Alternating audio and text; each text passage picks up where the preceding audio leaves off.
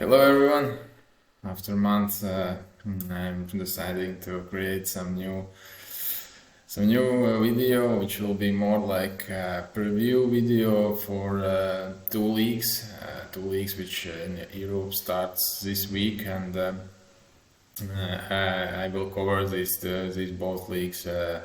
And will send plays to subscribers, and will be games also as free plays. And it's one of these leagues is additional league which I didn't share last season, and I decided to share this season. And this league is one this national Switzerland league, and the highest level league in Switzerland, and it's a very high level tournament, and very great players, and like it's a very fast hockey, and it's like something like North American style hockey, and it's very interesting to watch, and I hope our this season also will be quite profitable as from betting side as well. So yeah, we see this map here where is all of these teams where they are also located, and yeah, I'm using Elite Prospects as this is it's quick shootout for them. It's not some paid shootout or something. It's just, I want to say, this is a very great tool for every hockey lover. If you don't know about this site, there you can see all teams, you can see all transfers, and all stuff like that. It's very useful, and if you like to research hockey, and if you just love hockey and want to know where is the players moving, and it's very great to see. Yeah, it's pretty much this is a map where all teams, all 14 teams are located, and I have this one as well, and you can see that this is not too big, geographically not too big league, because farthest point from the farthest two teams, it's only almost 400 kilometers and 4 hour, and ride for teams. It's from which I think I posted the Genève to Davos, and Lausanne to Jaws I posted. So in fair words, yeah, it's not too geographically huge league, and it's kind of interesting. Yeah, and yeah, we can see that players mostly, of course, are from Switzerland. It's 67%. It's 275 players now, and one team isn't placed final roster here, but as well. But yeah, we see that 6% players are from Canada, and almost 6% are also from Finland, Sweden, USA players, Austrian players, Czech and France, and Latvian, German, and Russian and Slovakian players are playing in this league, and there is only 5 spots. If you are not Swiss player, you can't add all roster with, for example, Canadian players. You have only 5 spots. Or there is one more rule: you can play in Swiss for 5, I think, or 3 years. I don't remember this correctly, and then you can get a player hockey passport, and then you won't count as a foreign player in this league. So yeah, it's in fair words like that. And yeah, what we know about this league, Zug is 2-time champions last year, and year before they won this tournament, and last year they came back after 0-3 in final series, and they came back and won it for free, and it was a pretty big deal in Europe, because there is not only in Europe, but there is not a lot teams who can do that. And we can see why I am choosing actually this league to cover, because a lot of origin players from, for example, KHL, they are coming to play in this league. This list is which transfers are completed, confirmed, and we can see that, for example, Teemu Hartikainen, who played in Salvatore, will play in Genève this season. Michael Raffel played Dallas Stars, will play in Lausanne this season, and there is a lot of players. Nick Shore from Novosibirsk, who followed KHL last season or following this season. You know these names already, and it's definitely this league will be very big power in Europe this season. Yeah, Markus Granlund also from Salavat. There was Mikko Koskinen from Edmonton Oilers as well. Yeah, Mikko here was signed in June. Play in Lugano, and a lot. Of course, there's players who are moving back, and from Swiss to some other leagues, for KHL, for Sweden. But it's still, in my opinion, if this league was already very high level tournament, this league was high level tournament, but it will be even higher level, because there is a lot of key players who came to teams, and they will play of course main roles. They will play power plays, they will be key players, and these key players who were last season, this season the most key players will be even more, maybe high level players, and that will give definitely will give a big high levels for in general will give a bigger level for this, and then allow that as well. And of course, and also there is what I want to say, two definitely will be favorites this season. Cehlarik came, he played in Omsk, I think he was that who played in Omsk last season, and this team definitely will be hard to defend, what they did already 2 years, but this team still will be power. We already saw in Champions Leagues games that they are doing very great, playing aggressive offensive hockey, and this team definitely will be big power to this tournament this year as well. Surat Genève also will be a good team, because all teams actually will be good teams, and but we see that there is Linus Omark, Teemu Hartikainen came to Genève to play. They still have Henrik Tomarnets from Sweden, who was the top point player, who got almost. He was league top scorer as a defenseman, and that's huge. That's huge advantage for team if you have a player who is who can play like that, and he's playing like middle field in football, but he's like middle field here in hockey, and this team will be also interesting to watch. And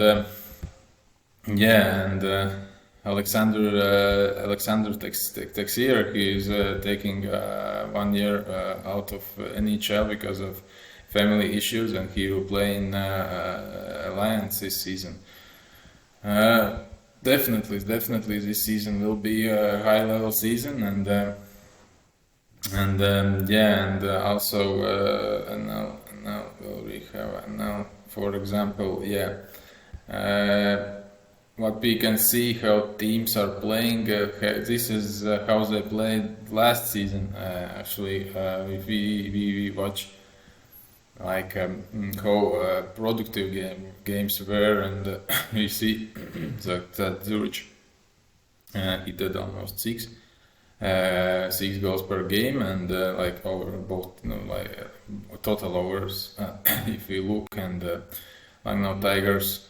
We see almost 7, and there was teams, of course, who didn't play that productive, but still did good and scored more than lost, which is kind of still good results in my opinion. And we see Langnau Tigers, and this is away table how they did, and it will be very interesting tournament in my opinion. We will see a lot of goals because should be pretty aggressive in hockey, and I hope it will be fun to watch, and we'll see how we do in lines as well. So and second league, which also kicks off this week.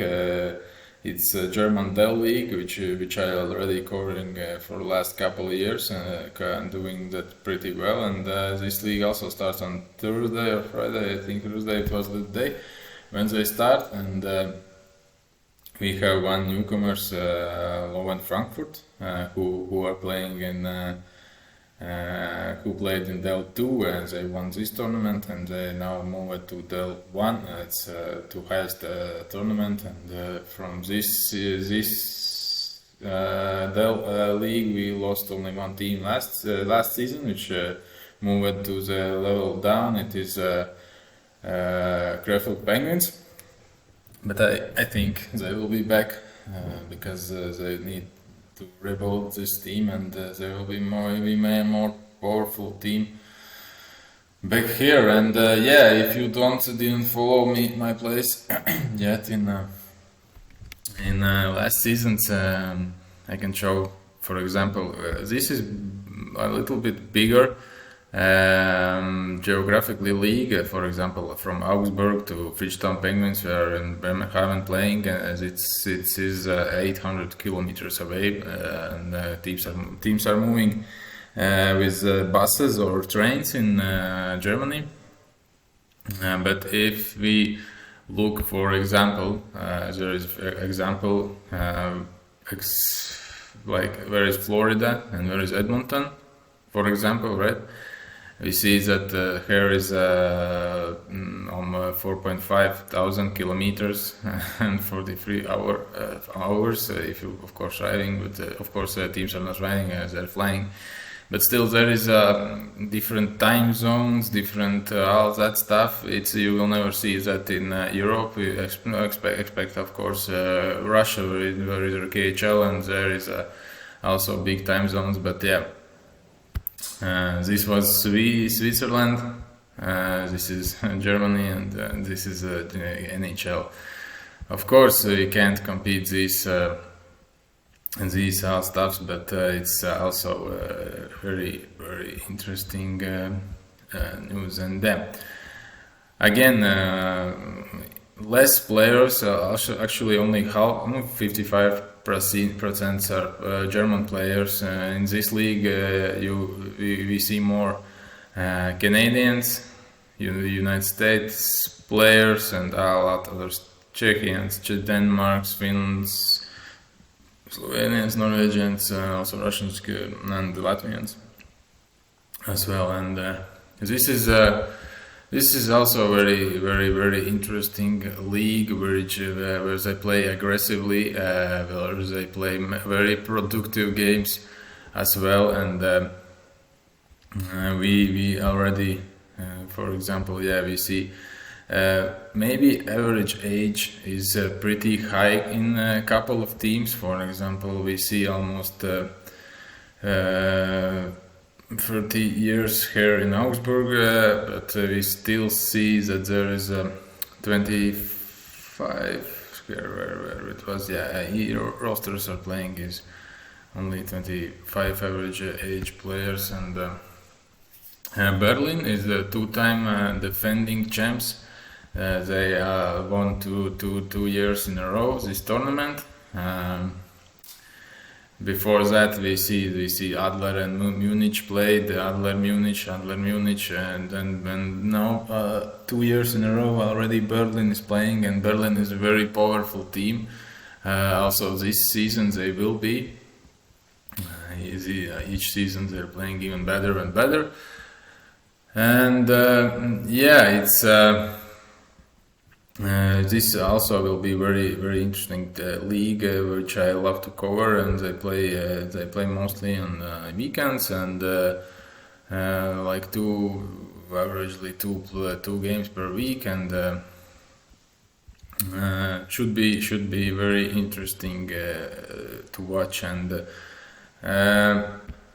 this is the table. Also, we see this much more productive leagues and Swiss leagues, and that we also can see in lines which offer which books offer also for us. And it's we see that mostly these teams.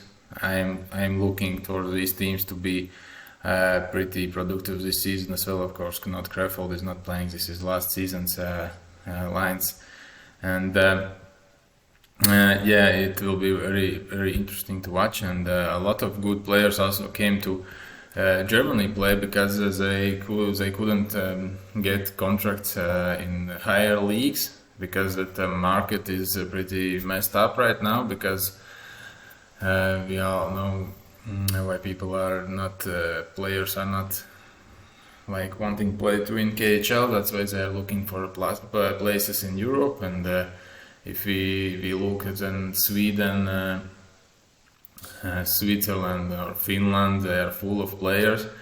They give a more place for their players to play, and that's why a lot of foreign players should look for places where to play, and because then there is a lot of good players in Czechia now and in Germany as well. So it will be interesting to watch this season, how they will move, and where maybe they will move. And a very interesting fact about German league is that a lot of players they are rotating. They are rotating from team to team. In Germany, for example, a lot of players can move from Ingolstadt to Adler, or from Berlin to Wolfsburg Grizzlies, but they are still being in the same league, because they are good players, and they don't maybe want to change a lot of locations, and they just change towns and teams. And so it's should be very interesting league, and we have pretty solid stats, especially in German league. We have a very good closing odds. So we definitely will move and hope for a great season. And a little bit about this season, how it already started, and we see that it's a quite good season so far. European season, World Juniors were pretty bad, but now we are currently 18% profit unit, and closings. This is closing line column, and this is open. This is odds which we are taking, and this is odds which are closing lines. And we did quite good job in Champions League's first rounds, and let's hope we will do the same with Swiss and German leagues as well. This week we are kicking off, and let's hopefully there will be quite good season for us in these leagues. So hope you enjoyed watching, and hope I said something interesting for you. It was, and see you guys, and hit like if you liked this video, and subscribe for maybe I will try to do more videos this season if you will be interested. And if you have some maybe quotes what you want to hear from my side. I'm always open. You can DM me on Twitter or on Telegram or whatever platform you are preferring to better use. Hit me a message and say what's interesting for you, and maybe I can create some small video about that as well. So yeah, I hope you will have a great week, and see you guys soon.